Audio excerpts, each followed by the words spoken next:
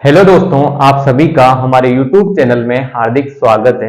आज की जो वीडियो मैं आप लोगों के लिए लेकर आया हूं वो स्पेशल तौर पर आरपीएससी यानी कि राजस्थान में होने वाली जो फर्स्ट ग्रेड की वैकेंसी है, स्कूल व्याख्याता के जो पद आने वाले हैं वो कितने पद आपके आने वाले हैं, कब इसकी एग्जाम होगी और कब इसके आवेदन स्टार्ट होंगे, क्या क्या योग्यता इसमें होगी, साथ में ही आप लोगों को सारी इंफॉर्मेशन मैं देने वाला हूं। एज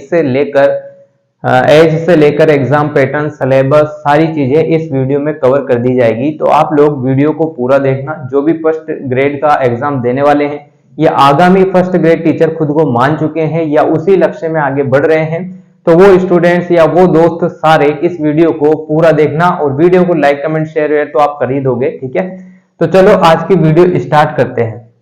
आज की वीडियो फर्स्ट ग्रेड राजस्थान में जो फर्स्ट ग्रेड की वैकेंसी है उससे रिलेटेड तो है ही। आपके मोस्ट बात यह है कि आप फर्स्ट ग्रेड टीचर कैसे बनेंगे, क्या योग्यता इसमें होगी। तो सबसे पहले आप लोग ये कवर कर लें कि आपके पास वो योग्यता है या नहीं कि आप फर्स्ट ग्रेड टीचर बन सकते हैं या नहीं बन सकते हैं, क्योंकि मेन इंपॉर्टेंट चीज यहां पर योग्यता है। अगर आपके पास डिग्री जो है इस कोर्स के लिए या इस एग्जाम के लिए जो डिग्री चाहिए वो आपके पास है तो आप ये एग्जाम दे सकेंगे। तो सबसे पहले योग्यता की बात अपन कर लेते हैं, क्वालिफिकेशन की बात कर लेते हैं, हिंदी में लिख देते हैं योग्यता। योग्यता की बात कर देते हैं, ठीक है। योग्यता क्या होनी चाहिए, सबसे पहले तो आप लोग ये देखिए, जैसा कि आपने किया हुआ है ग्रेजुएशन आप लोगों ने किया हुआ है, ये कंप्लीट आपका होना चाहिए।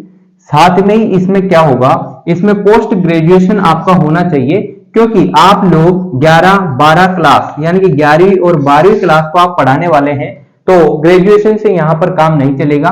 साथ में आपका पोस्ट ग्रेजुएशन भी होना चाहिए। पोस्ट ग्रेजुएशन कौन से सब्जेक्ट से आपका होगा ये आपको बता रहे हैं अभी। देखिए, पोस्ट ग्रेजुएशन जैसे कि कुछ स्टूडेंट हैं जिन्होंने बीएससी किया हुआ है यानी कि बैचलर ऑफ साइंस।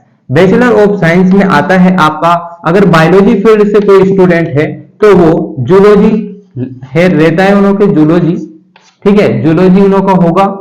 साथ में ही बॉटनी होगा, बॉटनी के अलावा यहाँ पर केमिस्ट्री होता है। अगर इनमें से किसी में भी एक भी सब्जेक्ट में उस स्टूडेंट की या उस दोस्त की पोस्ट ग्रेजुएशन है यानी कि मास्टर्स कंप्लीट है, यानी कि जैसा कि आप लोग समझ लो ये बीएससी में सब्जेक्ट होते हैं, बायोलॉजी वालों के लिए जूलॉजी, बॉटनी, केमिस्ट्री होता है, और इन 3 सब्जेक्ट में से आपको एमएससी करनी होती है बाद में।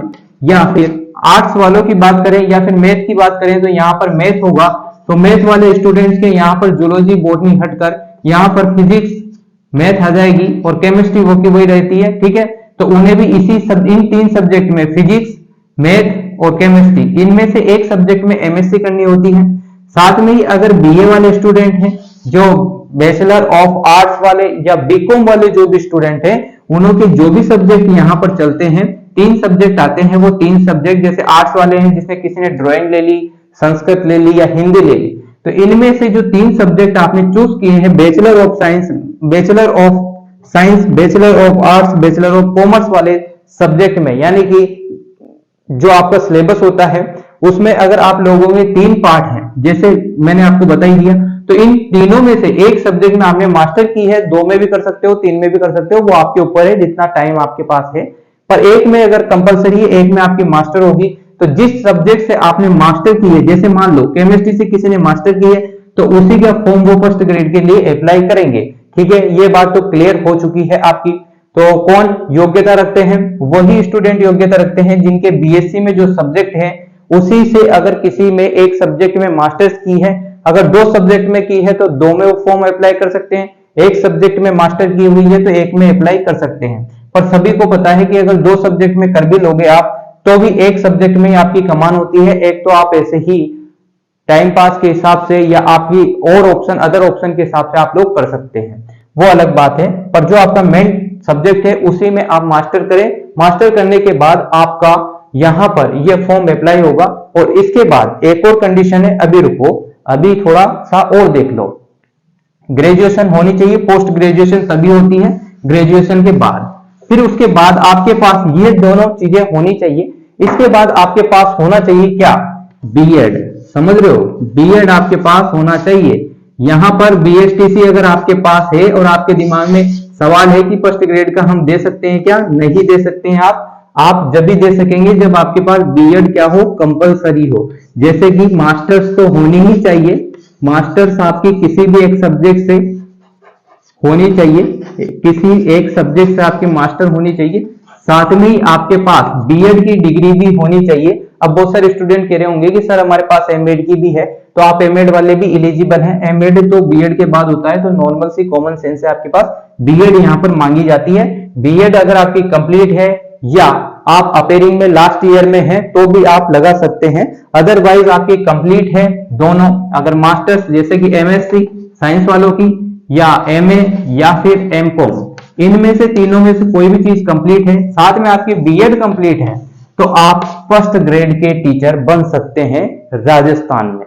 ठीक है, इसके लिए ये कंडीशन मैंने योग्यता आपको बता दी है, ये कंपलसरी है, ये होना ही चाहिए।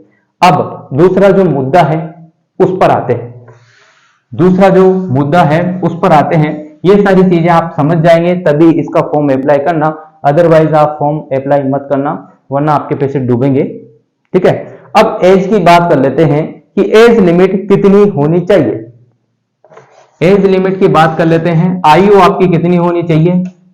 ठीक है, आयु कितनी होनी चाहिए, तो इसके लिए आपकी आयु, फर्स्ट ग्रेड टीचर आप बनने जा रहे हैं तो आपकी आयु कम से कम होनी चाहिए 21 से 40 वर्ष के बीच में। अगर कोई कैटेगरी का यहां पर आरक्षण आरक्षण जिस कैटेगरी को मिलता है उन्हों के हिसाब से थोड़ी बहुत छूट यहां पर मिल जाती है। एससी एसटी को थोड़ी छूट ज्यादा मिलेगी, 40 के बाद भी आप अप्लाई कर सकते हैं, और कुछ जो कैटेगरी है उनको 4 5 या 2 साल की छूट ज्यादा मिलती है।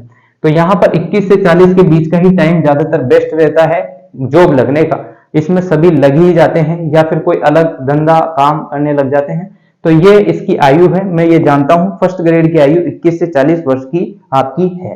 अब यहां पर देखो, मेन एक और मुद्दा आपके सामने है, सिलेक्शन प्रोसेस क्या रहता है इसमें। सिलेक्शन प्रोसेस, चयन प्रक्रिया हिंदी में बोलते हैं ना, चयन प्रक्रिया आपकी क्या रहने वाली है। फर्स्ट ग्रेड के लिए चयन प्रक्रिया क्या होगी, अब ध्यान से सुनना आप लोग, चयन प्रक्रिया के बारे में ध्यान से सुनना। सबसे पहले इसमें क्या होगा, सबसे पहले इस चयन प्रक्रिया के अंदर क्या होगा, इसमें होंगे 2 पेपर। अब आप सोच रहे होंगे कि सर 2 पेपर कैसे, 2 पेपर आपके एक ही दिन में होंगे, एक ही दिन के अंदर 2 पेपर होंगे। अब कैसे होंगे, पहला पेपर आपका होगा यहां पर जीके का या जनरल अवेयरनेस का, जो आपके सभी जो भी कॉमर्स वाले हैं, आर्ट्स वाले हैं, साइंस वाले हैं, सभी के एक जैसा आएगा। ठीक है, तो आगे चलते हैं। और जो दूसरा पेपर होगा आपका, वो दूसरा पेपर होगा आपका सब्जेक्ट का। ठीक है, इतना कुछ क्लियर है आप सभी को। ये सब्जेक्ट का पेपर आपका होगा। फिर यहाँ पर जो आप लोग देख रहे हैं कि जीके और सब्जेक्ट का पेपर में क्या क्या आप लोगों को देखने को मिलेगा। 2 पेपर होंगे पर एक ही दिन के अंदर होंगे। जीके में आपके क्या क्या पार्ट आएगा और कितने घंटे का पेपर होगा, 1.5 घंटे का आपका पेपर होगा जीके का। ठीक है, इतना कुछ क्लियर है। जो कितना होगा, 75 क्वेश्चन आपको देखने को मिलेंगे और प्रत्येक क्वेश्चन आपका 2 नंबर का होगा। कितने नंबर का होगा, प्रत्येक क्वेश्चन 2 नंबर का आपका आने वाला है। 2 नंबर मतलब कि 150 मार्क्स आपके होंगे पहले पेपर के। इतना कुछ तो क्लियर हो गया होगा आपको। ये होगा 40% आपको मार्क्स इसमें लेकर आना है, तभी आपका सेकंड पेपर का जो पेपर होगा उसको चेक किया जाएगा, अदरवाइज आपको चेक नहीं किया जाएगा। अगर आपके पहले पेपर में 40% मार्क्स नहीं हैं तो आप फेल माने जाएंगे। ठीक है, फिर वो आगे की कट ऑफ है, 40% कंपलसरी आपको लाना है। अगर आपके मान लो 30% मार्क्स आते हैं और यहाँ पर 70% मार्क्स आते हैं तब भी आप फेल माने जाएंगे, क्योंकि पहले पेपर में 40% मार्क्स होने के बाद ही आपका दूसरा पेपर चेक होता है। अब दूसरे पेपर की बात करते हैं। यहाँ पर आपको देखने को मिलेंगे 150 क्वेश्चन। 150 क्वेश्चन आपके आएंगे, प्रत्येक क्वेश्चन 2 मार्क्स का होगा, तो यहाँ पर 300 मार्क्स का टोटल दूसरा पेपर होगा। ठीक है, दोनों पेपर एक ही दिन में होंगे और 2 शिफ्ट में होंगे। ठीक है, और ये 3 घंटे का पेपर होगा, टोटल 3 घंटे आपके इस पेपर के होंगे। ठीक है, अब देखो अगली बात ये देखो कि इसमें नेगेटिव मार्किंग आपकी होगी, 1/3 नेगेटिव मार्किंग होती है। ये मोस्ट इम्पोर्टेंट थी चयन प्रक्रिया। अब इसमें भी चयन प्रक्रिया में मैंने आपको बताया है कि एक दिन में कैसे 2 पेपर होंगे, क्या क्या आपके होंगे और कितने घंटे आपके लगेंगे पेपर में। अब दूसरी बात यहाँ पर देखना, यहाँ 1.5 घंटा है ना, 1.5 घंटा आपका लगेगा, वो मार्क्स लिखा हुआ है तो उससे हो गया। और यहाँ पर दूसरा पेपर 3 घंटे का होगा। इतनी बातें आपको क्लियर हो गई होगी। अब आगे चलते हैं और आगे आपको बताते हैं चयन प्रक्रिया में ही कि आपको क्या क्या किस टाइप से आपके इंटरव्यू होगा या नहीं होगा या कैसे प्रोसेस आगे चलेगा, वो अब देखते रहो। ठीक है, इसको मिटाते हैं। अब देखना आप लोग, आरपीएससी फर्स्ट ग्रेड जो राजस्थान की वैकेंसी है उसमें सबसे पहले आप लोगों के होगा रिटन एग्ज़ाम। क्या होगा? रिटन और एग्ज़ाम। फिर उसके बाद जैसे आप रिटन एग्ज़ाम में मार्क्स लाते हैं उसके बाद आपकी बनती है कट ऑफ। ठीक है, कट ऑफ आपको देखने को मिलेगी।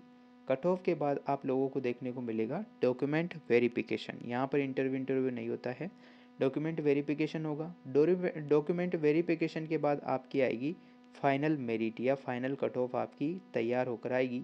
जब फाइनल कट ऑफ आपकी आ जाए, उसमें आपका नाम आ जाए, तो ही आपको ज्वाइनिंग मिलेगी। और उससे पहले आपको कुछ भी उछलना कूदना नहीं है, थोड़ा पेशेंस बनाकर रखना है, ध्यान रखना इस चीज़ का स्पेशल तौर पर, क्योंकि एक्साइटमेंट इतनी होती है कि हम उचकने लग जाते हैं, पर कुछ भी हो सकता है। तो जहाँ तक आपको ज्वाइनिंग ना दे दें वहाँ तक चुपचाप शांति से देखते रहे प्रोसेस को। ठीक है, इतना कुछ क्लियर हो गया होगा आपको। अब देखो, अब आगे की बात करते हैं। आगे की बात ये है कि जैसे ही डॉक्यूमेंट वेरिफिकेशन आपका होगा, अगर आपकी कोई मिस्टेक विस्टेक आती है डॉक्यूमेंट में तो आप रद्द कर दिए जाएंगे, आपका जो चयन हुआ है वो निरस्त कर दिया जाएगा। तो इस चीज़ों को अभी से देख लेना। जहाँ पर भी आपको लगता है कि डॉक्यूमेंट वेरिफिकेशन अगर डॉक्यूमेंट में कुछ गड़बड़ है तो चेक करते रहना। चलो, अब आगे का प्रोसेस मैं आपको बता रहा हूँ। चयन प्रक्रिया आपकी हो गई है। चयन प्रक्रिया के बाद आप लोगों के जो सेकंड पेपर होता है उसका सिलेबस सबके अलग अलग है, प्रत्येक सब्जेक्ट वाइज हिसाब से अलग अलग है।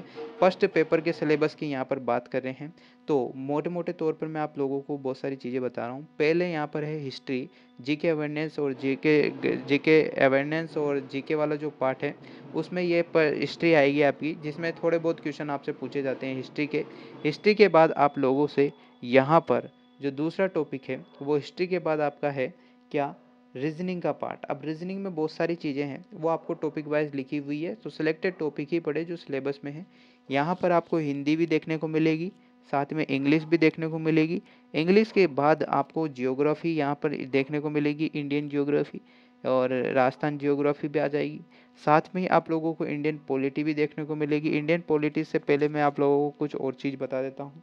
जैसा कि यहाँ पर आप लोगों को देखने को मिल जाएगा जैसे कि करंट अफेयर आप लोग जानते ही हैं। अभी करंट अफेयर और वो जो अभी मैंने कल परसों एक वीडियो अपलोड की थी NEP 2020 की, वो आप ज़रूर देख लेना, वो बहुत very very most important part है। जनरल साइंस आपकी आएगी, मैथ आपकी आएगी, नॉर्मल क्वेश्चन आएंगे, 5-10 क्वेश्चन सभी में से उठाएंगे ये लोग। ठीक है, इतना कुछ तो क्लियर हो गया होगा। इंडियन पॉलिटी आपकी आएगी, मैंने बता ही दिया, लिखना भूल गया हूँ, चलो लिख देता हूँ। 8वें नंबर पर आपको इंडियन पॉलिटी देखने को मिलेगी। इंडियन पॉलिटी, हाँ ये इंडियन पॉलिटी हो गया आपका। इंडियन पॉलिटी के बाद आप लोगों को यहाँ पर एजुकेशन मैनेजमेंट और इसके रेडियो ऑफ मैनेजमेंट या एजुकेशन वो वाला पार्ट है, वो आपको देखने को मिलेगा। साथ में ही आपको देखने को मिलेगा, चलो मैं देख के बताता हूँ और क्या क्या चीज़ें हैं। चलो, एजुकेशन मैनेजमेंट है आपका। ठीक है, ये सारी चीज़ें आपके रीट वीट फर्स्ट ग्रेड सेकंड ग्रेड सब में आती है ये चीज़। तो ये एजुकेशन मैनेजमेंट वाला पार्ट आप क्लियर कर लेना एक बार अच्छे से पढ़ के। फिर इसके एरिया ऑफ मैनेजमेंट या एजुकेशन वाला पार्ट। फिर RTE 2009 से रिलेटेड यहाँ पर आपके 2-3 क्वेश्चन आपके आते हैं ऐसे कैसे। और NEP 2020 वाली वीडियो मैंने कल अपलोड की थी, वो आप लोगों ने देख ही ली होगी। और अगर कोई देखना भूल गया है तो उसमें से देख लेना, लास्ट में मैंने 25 क्वेश्चन भी कराए हैं। तो बहुत वेरी वेरी मोस्ट वीडियो थी वो, आप सभी को देखना है। फर्स्ट ग्रेड में जो भी जाना चाहते हैं वो देख लेना। चलो, अब आगे की बात करते हैं। और अगर आप लोगों को ये वीडियो अच्छी लगी हो तो ज़्यादा से ज़्यादा इस वीडियो को लाइक कर देना। ठीक है, अब RPSC फर्स्ट ग्रेड में कितने पद आ सकते हैं? 2000 तो आपके हैं, साथ में 4500 पुराने यानी कि 6500 पद आपके आएंगे। तो अगर आप लोगों को वीडियो अच्छी लगी हो तो like comment share and subscribe. Thanks for watching.